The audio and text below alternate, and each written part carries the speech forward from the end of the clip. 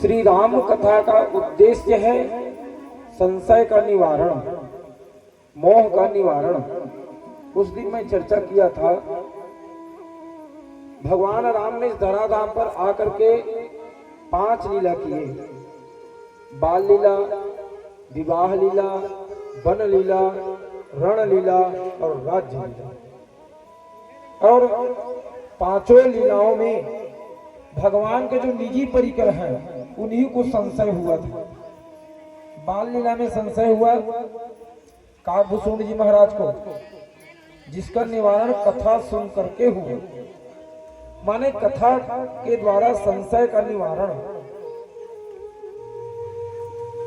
विवाह लीला में संशय हुआ, मोह हुआ ब्रह्मा जी को। भगवान शिव जी ने समझाया, विधि भयो आचरज विशेषी निज करनी कछु कतहु न देखी। तो ब्रह्मा जी को भी संशय हुआ, मोह हुआ, तो उसका निवारण भगवान की कथा सुनने से। वन लीला में मोह हुआ सती जी को, संशय हुआ सती जी को भगवान की लीला को देख करके। तो वही सती जब पार्वती बन के आई तो भगवान शिव के मुखारविंद से निश्रित कथा को सुनी तो गयौ मोर संदेह सुनेऊ सकल रघुपति चरित। मतलब भगवान की कथा सुनने से संशय का निवारण होता है। रण लीला में संशय हुआ, मोह हुआ गरुड़ जी को। तो भगवान की कथा सुनने से काकभूषण जी के यहां जब गए तब कथा सुने, तब उनका संशय का निवारण हुआ। उसके बाद है 5वां राज्य लीला।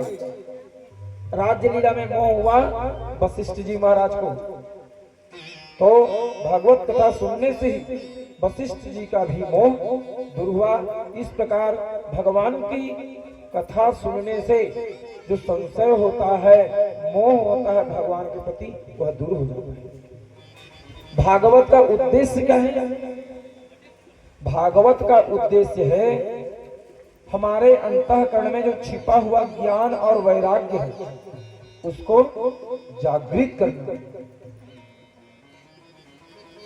और भक्ति ज्ञान विराग स्थापनार्थम, भक्ति ज्ञान और वैराग्य की स्थापना के लिए श्रीमद् भागवत महापुराण का रसास्वादन किया जाता है। भागवत की कथा सुनने से हृदय में जो ज्ञान और वैराग्य जो सुप्त अवस्था में उसको जागृत करने का साधन है, तो वो है श्रीमद् भागवत महापुराण। देखिए, भागवत की कथा जो है मृत्यु को सजाने की कथा है, मृत्यु को मंगलमय बनाने की कथा है। सुखदेव जी महाराज कहते हैं कि परीक्षित, यदि मृत्यु को सजाना है तो श्रवणात्, तुम्हें भगवान की कथा का श्रवण करना पड़ेगा। कीर्तनात्, तुम्हें भगवान के नाम का कीर्तन करना पड़ेगा।